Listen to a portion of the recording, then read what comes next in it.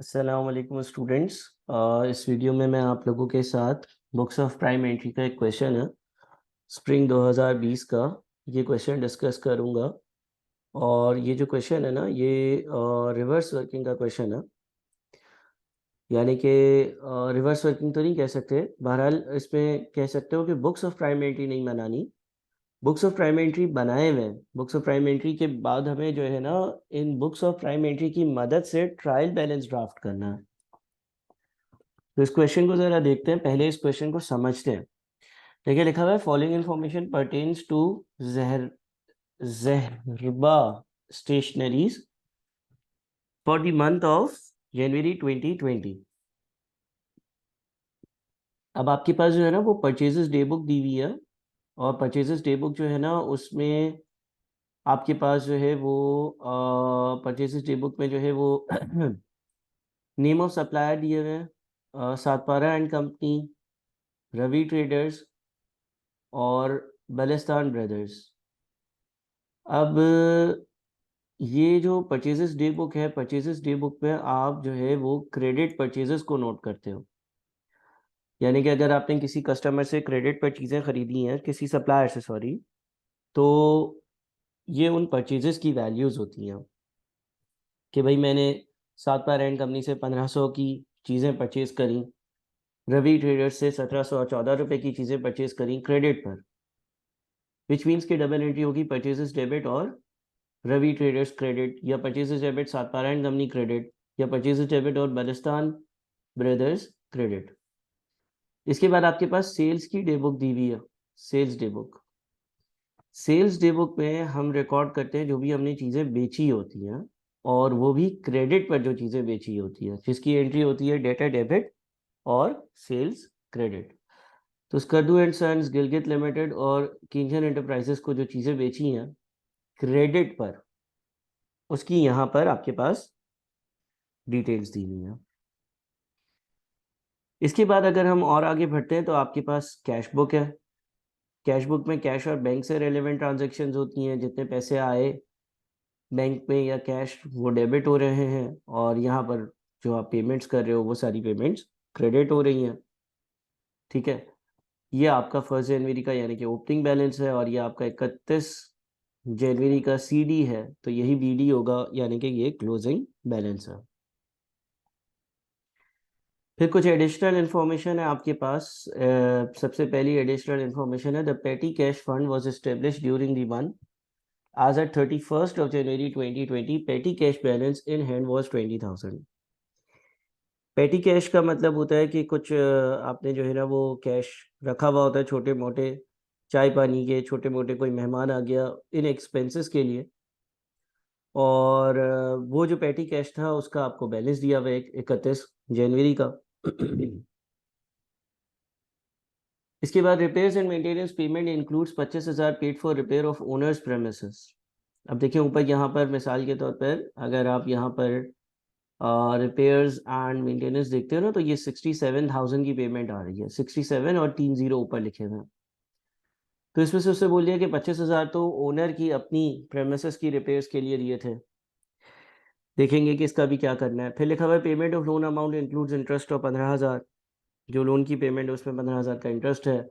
Checks issued to RT was presented to the bank in Feb on 29th January 2020 goods costing 100,000 purchased from BB were found damaged and returned.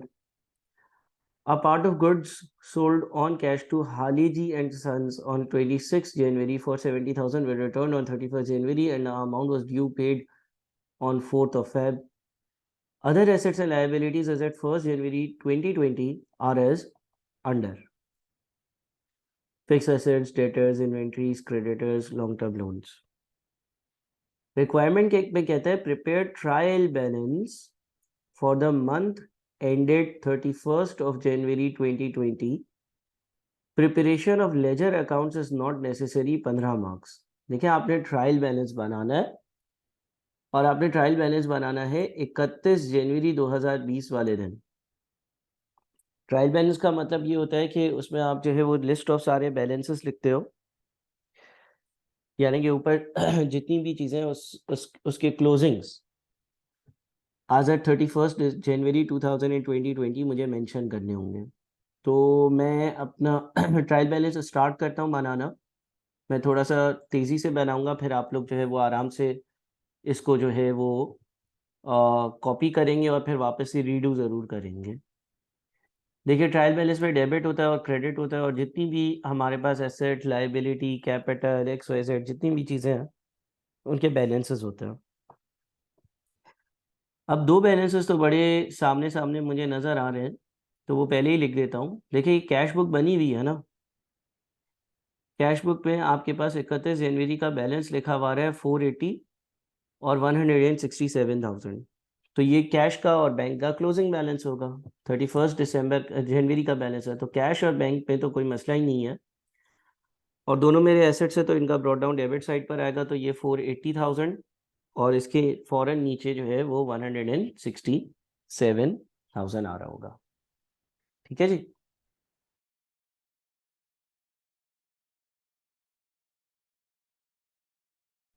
ठीक है जी, तो ये दो values तो बिल्कुल straight forward है। इसके बाद अब हमें एक एक कर कर चीज़ें जो है वो यहाँ पर लिस्ट डाउन करनी होंगी, लिखनी होंगी। तो वो हम करते हैं। हमने एडिशनल इन्फॉर्मेशन एक बार गो थ्रू कर ली थी, और जो मेरी यहाँ पर एडिशनल इन्फॉर्मेशन थी इसमें कुछ अदर एसेट्स एंड लायबिलिटीज़ की वैल्यूज़ थी, कुछ गुड्स सोल्ड के बारे में ट्रीटमेंट थी। ये सारी ट्रीटमेंट जो है ना, ये हमें एक एक कर कर समझनी होंगी।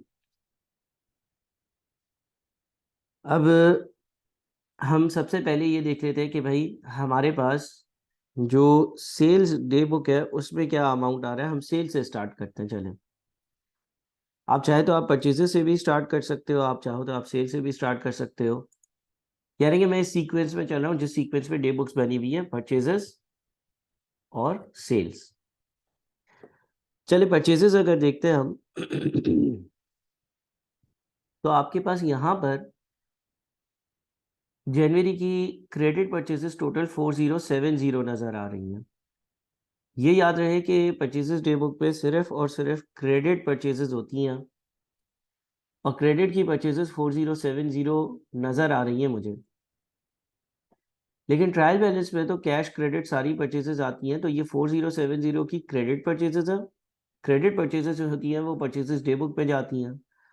अगर कोई कैश की परचेजेस होती है तो वो कैश बुक में आती है, क्योंकि उसकी डबल एंट्री पास होती है, परचेजेस का अकाउंट डेबिट और कैश का अकाउंट क्रेडिट। तो मुझे यहाँ पर 5 जनवरी को 250 की कैश परचेजेस भी नज़र आ रही हैं। इसके अलावा अगर मैं एडिशनल इन्फॉर्मेशन देख लेता हूँ, एक बार गो थ्रू कर लेते हैं कि कोई परचेजेस से रिलेवेंट इन्फॉर्मेशन तो नज़र नहीं आती। तो पहला क्लॉज पेटी कैश का है, दूसरा रिपेयर्स एंड मेंटेनेंस का है, तीसरा लोन और इंटरेस्ट के बारे में है, चौथा जो है वो किसी को चेक इशू किया था उसके बारे में है, पांचवा जो है वो, हाँ, पांचवा परचेज के बारे में क्या, 29 January 2020 goods costing 100,000 purchase from BB were found damage and return. तो ये तो परचेज रिटर्न के बारे में लग रहा है। ऐसा ऑटो कैश, ये भी मुझे परचेजेस के बारे में नहीं लग रहा, और ये तो बैलेंसेस है। तो परचेजेस की अमाउंट मेरे ख्याल में बड़े आसानी से आ सकती है। 4070 की क्रेडिट परचेजेस है, और कैश बुक में 250 की कैश परचेजेस है। कैश परचेजेस कैश बुक में आती है, तो ये 4320 टोटल बन जाएगा। और डेबिट साइड पर आती है परचेजेस की वैल्यू। अब हम सेल्स पर आ जाते हैं। देखिए, सेल्स के लिए सेल्स ड्यू बुक में अमाउंट आ रहा है 4937। ये 4937 का जो अमाउंट है ना, ये क्रेडिट सेल्स का अमाउंट है। ठीक है, ये क्रेडिट सेल्स का अमाउंट है, यानी कि क्रेडिट पर इतने रुपए की चीज़ें खरीदी गई हैं। इसके बाद अगर हम लोग कैश बुक में आ जाते हैं, तो कैश बुक पे हमारे पास जो है वो आपके पास 2 जनवरी वाले दिन सेल्स आ रही है 290 की। अब ये जो 2 जनवरी को सेल्स आ रही है 290 की, ये आपकी कैश की सेल्स होंगी। ठीक है, यानी कि आपने एंट्री पास करी होगी कैश डेबिट और सेल्स क्रेडिट, तो आपके 290 ऐड कर दोगे। सही है। इसके अलावा और कोई हमें यहाँ पर सेल्स नज़र नहीं आती हैं। हम एडिशनल इंफॉर्मेशन में जाते हैं। Petty cash fund was establish during the month as a third, ठीक है, इसमें कुछ नज़र नहीं आता है सच।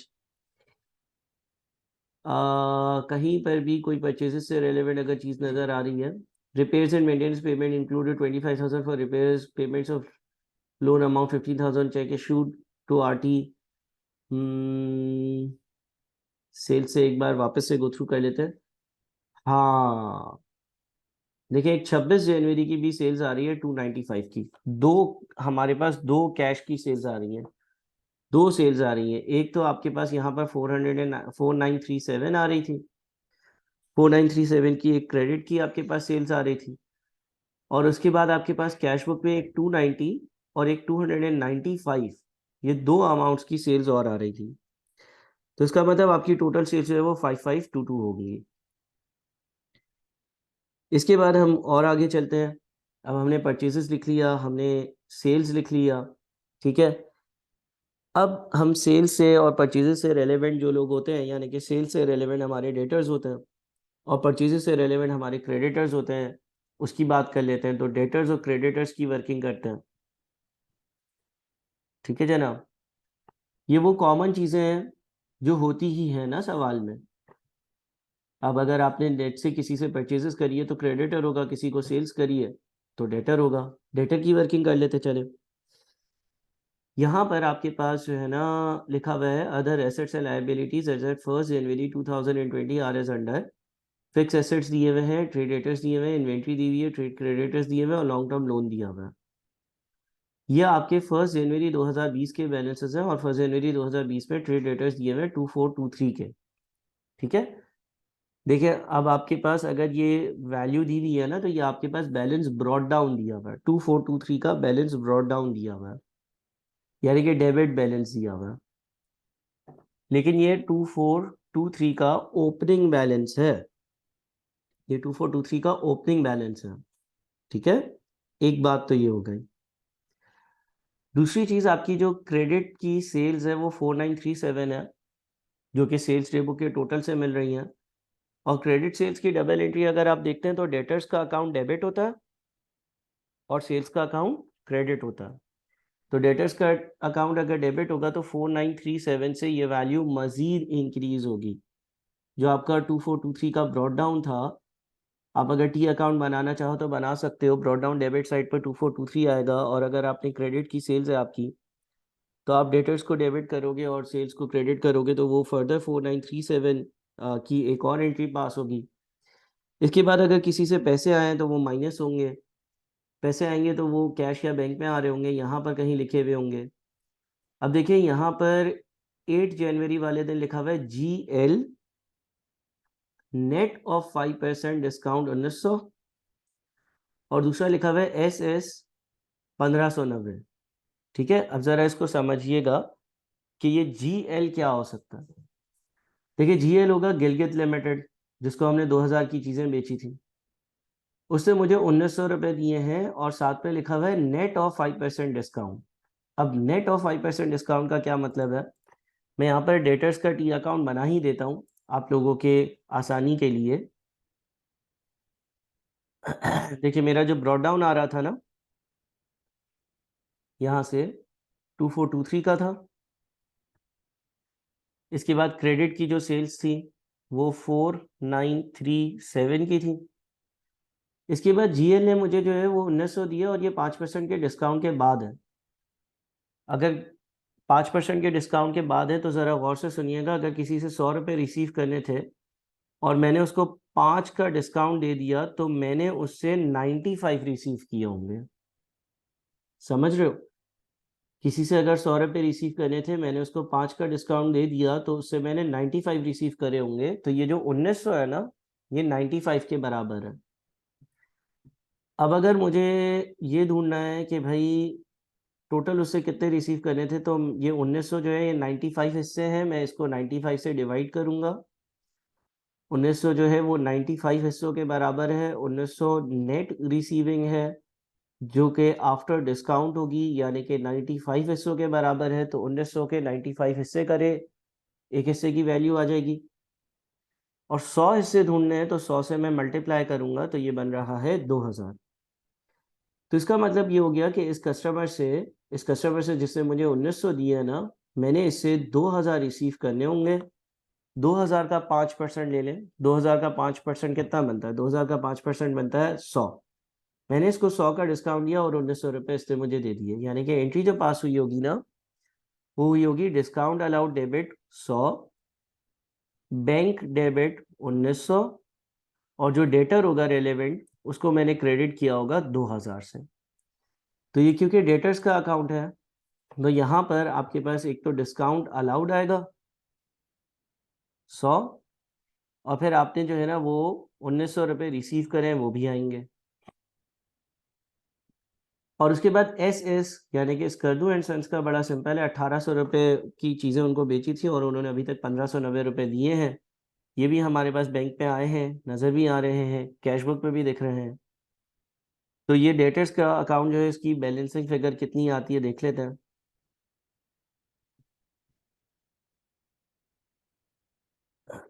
ये आ रहा है कैरी डाउन 3770 का, और लाइक वाइज इसका जो ब्रॉड डाउन होगा वो भी 3770 का होगा। यानी कि यहाँ पर आपका आंसर जो है ना वो 3770 आएगा। आप अगर ये टी अकाउंट नहीं बनाते तो आप ऐसे भी कर सकते हो। 2423 का ओपनिंग बैलेंस था, 4937 की चीज़ें बेची, माइनस उसमें से कर लिया 1900 रुपये कैश मिला है, माइनस उसमें से कर लिया 1590 रुपये एक और कैश मिला है, माइनस उसमें से कर लिया 100 का मैंने डिस्काउंट दिया, तो बच कितने गए? 3770 अभी भी रिसीव करने हैं। इसी तरह से अब हम क्रेडिटर्स की सिमिलर वर्किंग करते हैं। क्रेडिटर्स के अकाउंट में आपका जो ओपनिंग क्रेडिटर्स का बैलेंस आ रहा है वो आ रहा है 1800। ठीक है, क्रेडिटर्स का ओपनिंग जो बैलेंस नज़र आ रहा है ना मुझे, वो नज़र आ रहा है 1800। तो अब मैं एक काम करता हूँ, यहाँ पर क्रेडिटर्स का अकाउंट भी बना ही देता हूँ।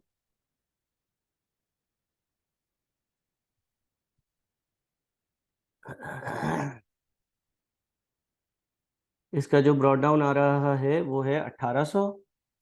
ठीक है, अब जितनी भी मैंने क्रेडिट पर परचेजेस करी होंगी विच इज़ 4070, इसकी डबल एंट्री होगी परचेजेस डेबिट और क्रेडिटर्स क्रेडिट। तो यहाँ पर मैं लिखूंगा परचेजेस और मैं लिख दूंगा 4070।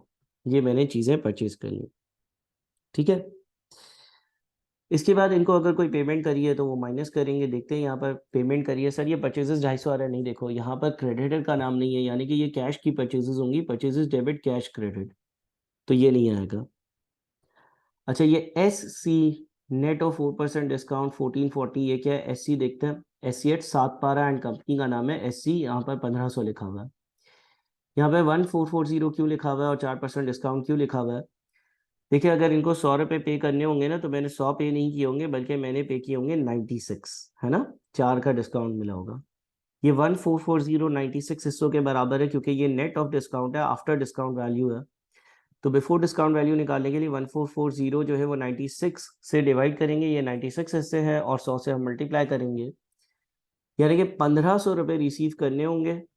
1500 का 4% इसने मुझे डिस्काउंट दिया, यानी कि 60 का, और 1440 इसने मुझे पे कर दिया। इस तरह का कुछ सीक्वेंस जो है वो चल रहा है। तो अब अगर ऐसा है तो एंट्री क्या पास हुई होगी? सातपारा एंड कंपनी, जो मेरा पेएबल था उसको मैंने डेबिट किया होगा 1500 से। ठीक है, डिस्काउंट रिसीव्ड, डिस्काउंट रिसीव जो है वो 60 है, और बैंक से जो पेमेंट हुई है वो 1440 है।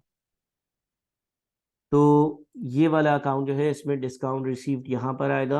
आपने कंट्रोल अकाउंट्स के होपफुली लेक्चर्स देखे होंगे, उसमें ये चीज़ें क्लियर हुई है, और बैंक जो है ना वो 1440 यहाँ पर आएगा। ठीक है, ये एक रिसीविंग हो गई। इसके अलावा और किसी से पैसे रिसीव हैं? और हमारे पास आरटी और बीबी के नाम से लोग थे। बीबी या आरटी आ रहा है कहीं? आरटी आ रहा है। कितना आ रहा है? 1378। तो इसकी एंट्री क्या पास हुई होगी?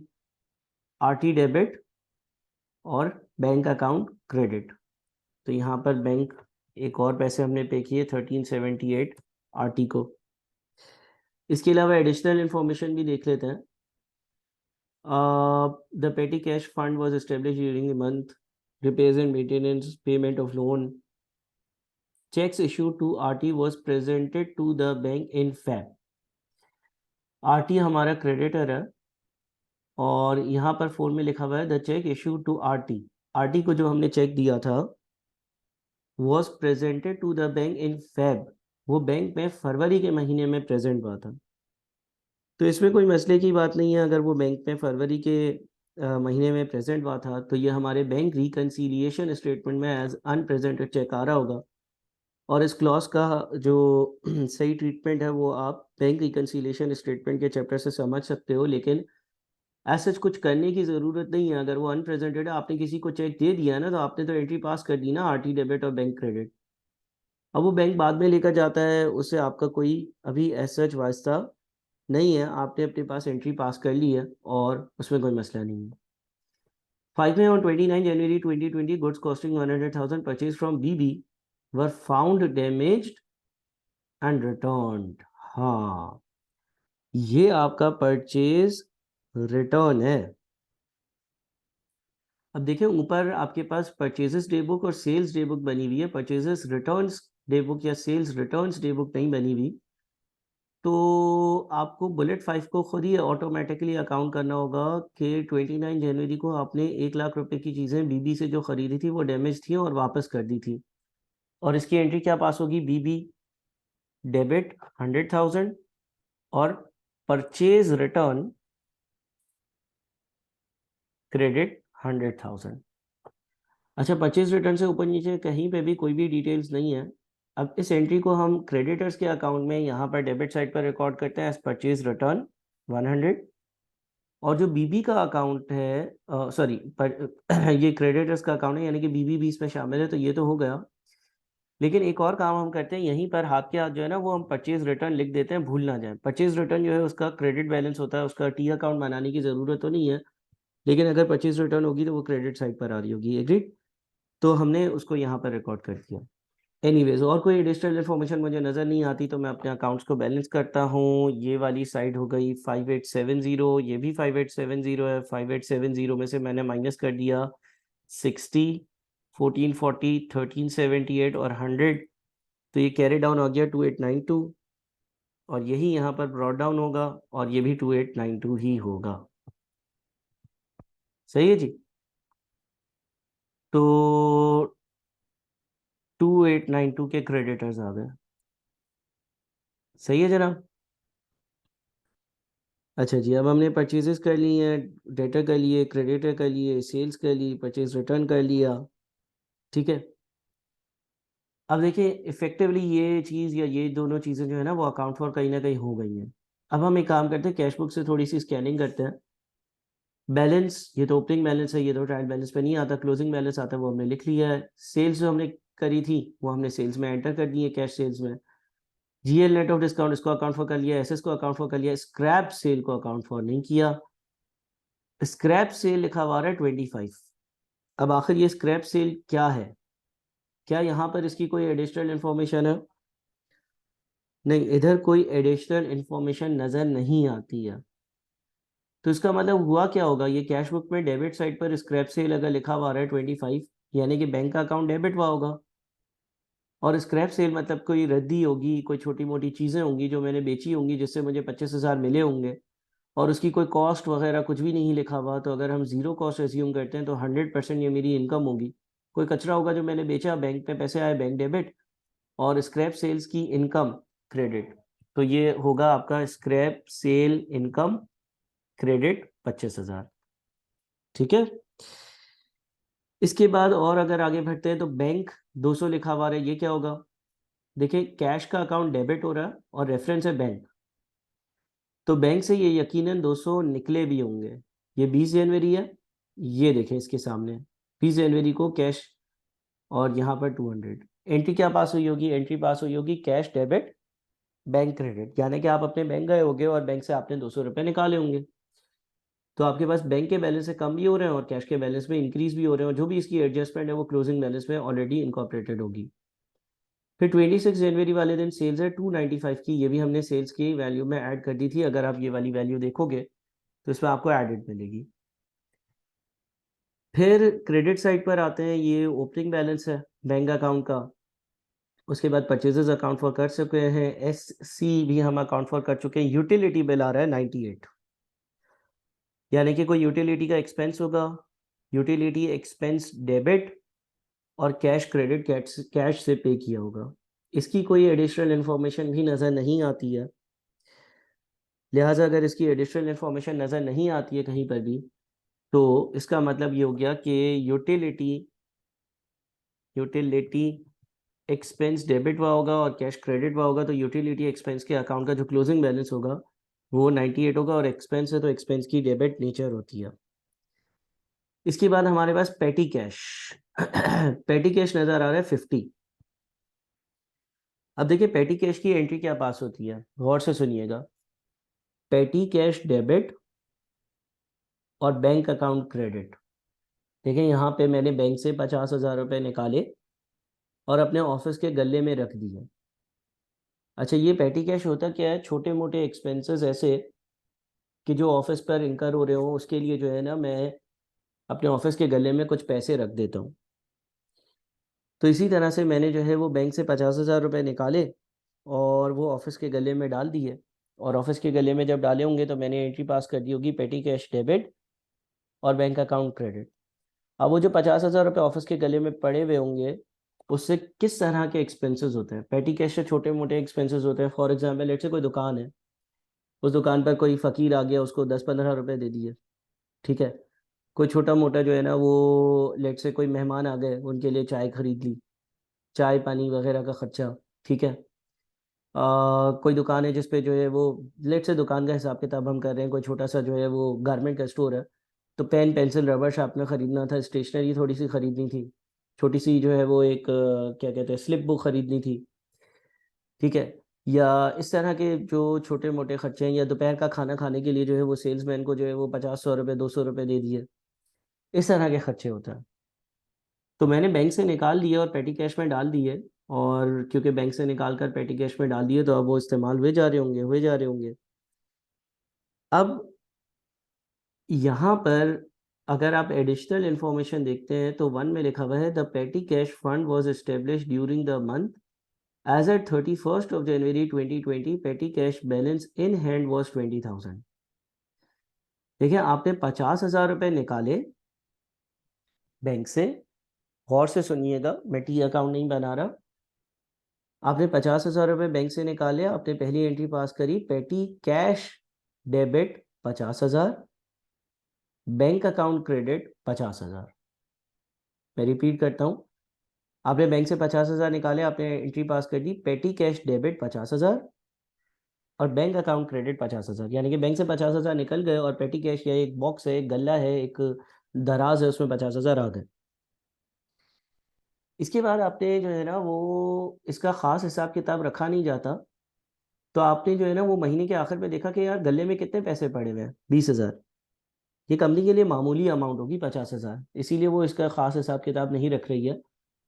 उसे महीने के एंड में देखा यार 20,000 बच गए, तो इसका मतलब उसने ये बोला कि भाई हमने 50,000 निकलवाए थे और अगर 20,000 बच गए तो इसका मतलब 30,000 का खर्चा करा होगा, और 30,000 की एंट्री पास हो जाती है पेटी कैश एक्सपेंस डेबिट और पेटी कैश का अकाउंट क्रेडिट। तो अब आपके पास दो चीज़ें हैं, एक तो आपके पास पेटी कैश है और एक आपके पास पेटी कैश एक्सपेंस है। पहले मैं पेटी कैश की वर्किंग करता हूँ। देखें आपने जब 50,000 बैंक से निकाले तो आपने एंट्री पास कर दी petty cash debit bank credit, petty cash में या गले में 50,000 आ गए। फिर महीने के एंड में अगर 20,000 बचे हुए हैं तो 30,000 आपने खर्चे हैं, जो 30,000 आपने खर्चे उसकी एंट्री पास होती है पेटी कैश एक्सपेंस डेबिट और पेटी कैश क्रेडिट। पेटी कैश को क्रेडिट करना यानी कि यहाँ से 30,000 माइनस करना, और ये 30,000 यहाँ पर खर्चा आ रहा होगा, ठीक है। इस तरह से ये वर्क करता है। अच्छा, फिर रिपेयर्स एंड मेंटेनेंस लिखा हुआ है 67। कैश का तो ये तो हमने देख लिया, रिपेयर्स एंड मेंटेनेंस 67 लिखा हुआ है रिपेयर्स एंड मेंटेनेंस,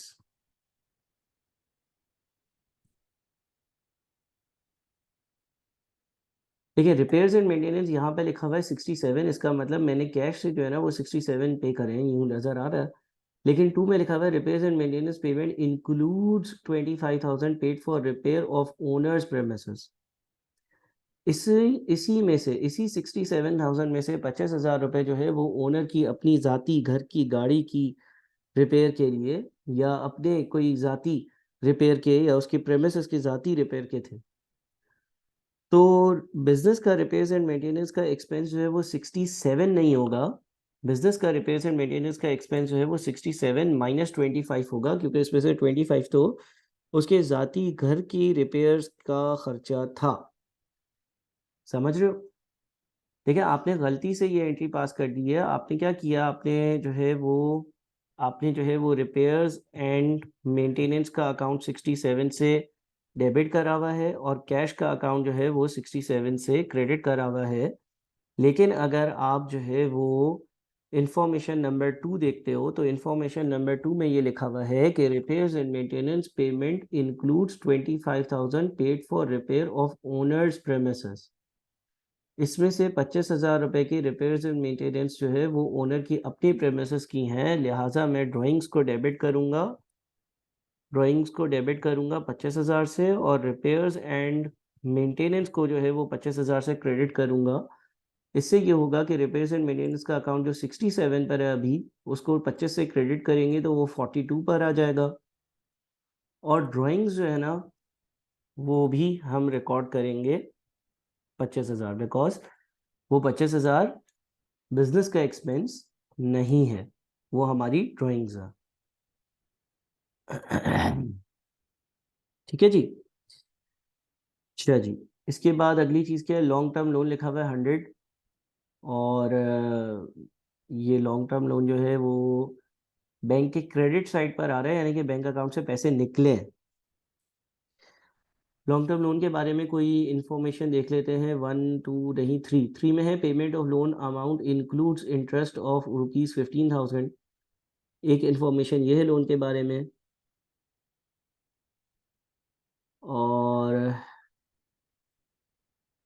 और यहाँ पर इन्फॉर्मेशन है, ओपनिंग लॉन्ग टर्म लोन जो था ना वो 800,000 का था।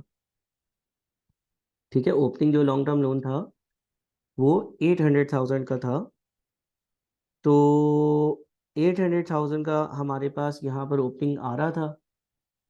पॉइंट नंबर 3 में लिखा हुआ है payment of loan amount includes interest of ₹15,000, यानी कि ये जो आपकी लॉन्ग टर्म लोन की 100 की पेमेंट नज़र आ रही है, इसमें से 15,000 जो है वो लॉन्ग टर्म लोन का इंटरेस्ट है। तो अब दो चीज़ें यहाँ पे लिखते हैं, एक तो लिखते हैं long term loan. Long term loan जो है वो क्रेडिट बैलेंस होगा, क्योंकि लायबिलिटी है। साल के शुरू में कितना था? साल के शुरू में 800 था।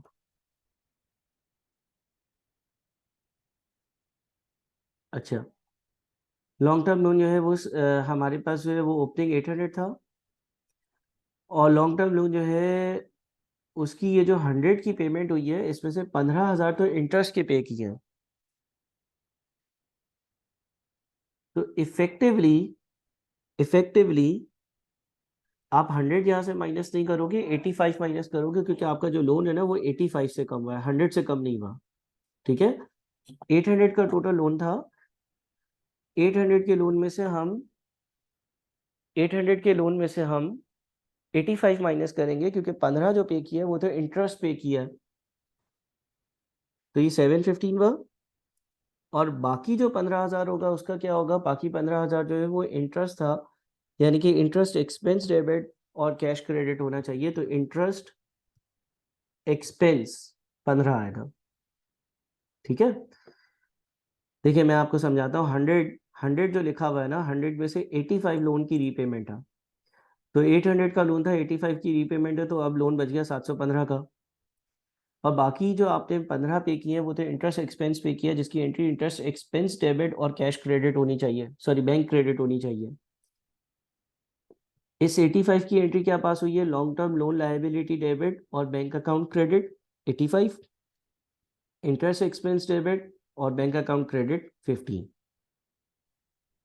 ठीक है जी, तो ये हमारा लॉन्ग टर्म लोन भी हो गया। अच्छा, उसके बाद और कुछ है? अब यहाँ पर आरटी लिखा हुआ है, ये अकाउंट फॉर हो गया है, पेटी कैश भी देख लिया, रिप्रेजेंट मेंटेनेंस भी देख लिया, पेमेंट और लोन ये भी हो गया, चेक्स इशूड भी हो गया, गुड्स कॉस्ट, ये रिटर्न आउटवर्ड्स ये भी देख लिया। 6 नहीं देखा।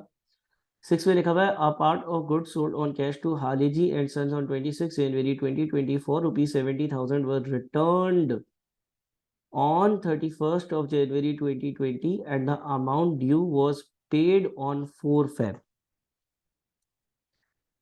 यानी कि जो मैंने हाली जी को चीज़ें बेची थी as part of goods sold on cash to Hale ji and sons on 26 January 2020 for 70,000, मैंने 26 जनवरी वाले दिन यहाँ पर देखिए, इस चीज़ को गौर करें, as part of goods sold on cash बोला है तो यहाँ पर नहीं नज़र आएगा, बल्कि ऑन कैश टू हाली जी एंड सन्स, यहाँ पर ये जो 26 जनवरी की 295,000 की सेल्स थी, इसमें से 70,000 रुपये की चीज़ें जो थी वह रिटर्न ऑन 31 जनवरी, वो इन्होंने 31 जनवरी को मुझे वापस कर दी, रिटर्न कर दी। यानी कि सेल्स रिटर्न डेबिट होना चाहिए and the amount due was paid on 4 Feb 2020। और जितना अमाउंट ड्यू था वो मैंने उससे वादा किया कि मैं आपको 4 फरवरी को पे कर दूंगा। अब देखें यहाँ पर ये थोड़ी सी जो है ना वो एबनॉर्मल एंट्री है। एबनॉर्मल इस लिहाज से है कि नॉर्मली जब सेल्स रिटर्न होती है ना, इस एंट्री को ज़रा समझिएगा, नॉर्मली जब सेल्स रिटर्न होती है ना तो हम एंट्री पास कर देते हैं सेल्स रिटर्न डेबिट। नॉर्मली जब सेल्स रिटर्न होती है तो हम एंट्री पास करते हैं सेल्स रिटर्न डेबिट और डेटर जो है ना उसको हम क्रेडिट कर देते हैं। लेकिन यहाँ पर ऐसा नहीं हो रहा कि हम डेटर को क्रेडिट करें। क्यों? क्योंकि इस बंदे ने तो हमसे कैश पर चीज़ें खरीदी थी। इसने क्या किया था, इसने 26 जनवरी को हमसे जब चीज़ें खरीदी थी तो हमने एंट्री पास कर दी थी कैश डेबिट 295, ठीक है, और सेल्स क्रेडिट 295। अब ये चला गया, कुछ दिनों बाद ये आया और उससे बोला यार इसमें से 70,000 रुपये की चीज़ें सही नहीं है, मैं तुम्हें वापस कर रहा हूँ तो मुझे कैश दो। अब अगर एक एक एक पॉसिबिलिटी ये होती कि ये 70,000 रुपये की चीज़ें वापस लेकर आता, मैं एंट्री पास करता सेल्स रिटर्न डेबिट 70,000 और मैं इसको कैश दे देता, कैश क्रेडिट 70,000। लेकिन यहाँ पर ऐसा नहीं हो रहा, यहाँ पर ऐसा नहीं हो रहा, बल्कि मैंने इसको बोला तुम चीज़ें आज वापस कर दो सेल्स रिटर्न डेबिट, लेकिन मैं तुम्हें कैश जो दूंगा ना वो मैं दूंगा 4 फरवरी को। तो इस केस में मैं क्या करूंगा, इस केस में मैं एंट्री पास करूंगा सेल्स रिटर्न डेबिट 70,000। किसी ने मुझे 70,000 की चीज़ें वापस कर दी हैं, अब मैं लायबल हूँ इसको पे करने के लिए, तो मैं अदर पेएबल का एक अकाउंट ओपन कर दूंगा और मैं उसमें लिख दूंगा 70,000। और फिर 4 फरवरी को जब मैंने इसको पेमेंट करी होगी तो मैं एंट्री पास करूंगा अदर पेएबल डेबिट 70,000 और कैश क्रेडिट 70,000। इसको ज़रा आप पॉज कर समझिएगा इस सिनेरियो को। अब ये वाली एंट्री तो अभी हम पास नहीं कर रहे क्योंकि हम 4 फरवरी नहीं, हम 31 जनवरी वाले दिन का हिसाब किताब कर रहे हैं। तो सेल्स रिटर्न डेबिट और अदर पेएबल क्रेडिट करना है, तो यहाँ पर आपके पास जो है वो एक सेल्स रिटर्न आ रहा होगा, सेल्स रिटर्न 70,000 और अदर पेएबल क्रेडिट 70,000, ठीक है। इसके अलावा हम देखते हैं कि और क्या बच गया हमारे पास जिसकी हम एंट्री पास कर सकते हैं। हम ज़रा इन वर्किंग्स को पुश डाउन कर दें थोड़ा सा।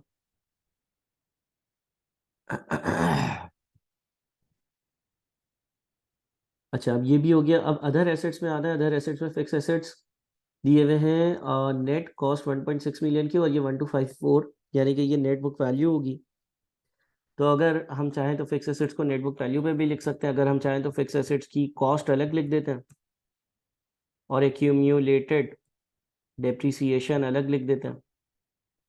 फिक्स कॉस्ट की जो कॉस्ट है वो है 1600 और एक्यूमुलेटेड डेप्रिसिएशन जो है वो कॉस्ट और नेट बुक वैल्यू के बीच का डिफरेंस होती है ना, तो वो 346 है।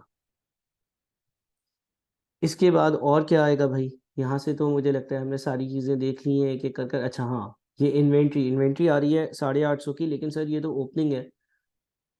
देखिए, अगर आपके पास ट्रायल बैलेंस में परचेजेस वगैरह आ रहा है तो यहाँ पर ओपनिंग इन्वेंट्री ही आती है। आप जो है वो पोस्ट क्लोजिंग ट्रायल बैलेंस नहीं बना रहे हो तो ओपनिंग इन्वेंट्री यहाँ पर लिखी हुई है 850, ये आ जाएगी। सही है। उसके अलावा और क्या आएगा सर? उसके अलावा आपको याद है, आपने जो है वो डिस्काउंट अलाउड, आपने किसी को डिस्काउंट अलाउ किया था, उसका भी टी अकाउंट होगा, और डिस्काउंट अलाउड आपका एक्सपेंस है, तो डिस्काउंट अलाउड आएगा। और फिर आपने किसी से डिस्काउंट रिसीव भी किया था, तो आपका डिस्काउंट रिसीव भी आएगा, वो आपकी इनकम है। इसके अलावा क्या आएगा? इसके अलावा आपके पास जो है ना वो ओपनिंग कैपिटल आता है ना, ओपनिंग कैपिटल आता है। अच्छा, ओपनिंग कैपिटल किस तरह से आएगा? देखिए, कैपिटल कैसे आता है, हमें पता है asset is equals to capital plus liability, तो capital is equals to asset minus liability. Capital is equals to asset minus liability, ऐसा ही है ना। और अगर हमें 1 जनवरी का कैपिटल ढूंढना है तो 1 जनवरी के सारे एसेट्स माइनस सारी लायबिलिटीज, ऐसा ही होगा। ठीक है ना। अब पहले देखते हैं कि 1 जनवरी वाले दिन के सारे एसेट्स कितने हैं। देखिए, ये आपके पास फिक्स एसेट्स नेटबुक वैल्यू पर आ रहे हैं, ये आपके एसेट्स हैं 1254। उसके बाद फिर आपके पास ट्रेड डेटर्स आ रहे हैं ओपनिंग 2423 के, 2423। उसके बाद आपके पास इन्वेंट्री आ रही है 850 की, 850। उसके बाद ट्रेड क्रेडिटर्स और लॉन्ग टर्म लोन आ रहा है, ये तो लाइबिलिटीज हैं। और कोई एसेट होगा? बिल्कुल। आपके पास कैश बुक बनी हुई आ रही है, कैश बुक का ओपनिंग बैलेंस देखिए कितना है, 110, ये भी आपका एसेट है, तो प्लस 110। अच्छा, लाइबिलिटीज की बात करते हैं। ओपनिंग की लाइबिलिटीज में आपके पास ट्रेड क्रेडिटर्स आ रहा है 1800, लॉन्ग टर्म लोन आ रहा है 800। ठीक है। और कोई लाइबिलिटी अगर हम बैंक का ओपनिंग बैलेंस देखते हैं तो वो क्रेडिट साइड पर आ रहा है 180, विच मीन्स ये भी लाइबिलिटी है। तो 3 लाइबिलिटीज हैं आपके पास। अब ज़रा इसको all assets minus all liabilities करते हैं, 1857 आता है, 1857। ठीक है जनाब। अब फाइनली हम बिस्मिल्लाह कर कर इसको बैलेंस करते हैं। मुझे लगता है मैंने सारी चीज़ें जो है वो इनकॉर्पोरेट कर ली हैं। और अब हम यहाँ से ये टोटल मैच कर जाना भाई, ये मैच कर रहा है। ठीक है। ट्रायल बैलेंस की जो फुटिंग है, अगर आपने कोई एरर नहीं किया तो वो फुटिंग जो है वो लाजमी तौर पर टेली कर रही होगी, मैच कर रही होगी, और वो यहाँ पर मैच कर रही है। ठीक है जी। तो ये हमारा फाइनली सही आंसर है, और ज़बरदस्त काम हो गया।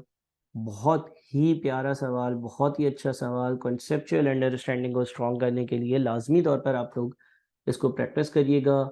इस पर डिस्काउंट्स की एप्लीकेशन भी है, कैश बुक भी है, purchases day book, sales day book, सारी बुक्स ऑफ प्राइम एंट्रीज भी हैं, कुछ डबल एंट्रीज भी हैं, कुछ एरर्स भी हैं, और बहुत बेहतरीन सवाल है। ठीक है, थैंक यू।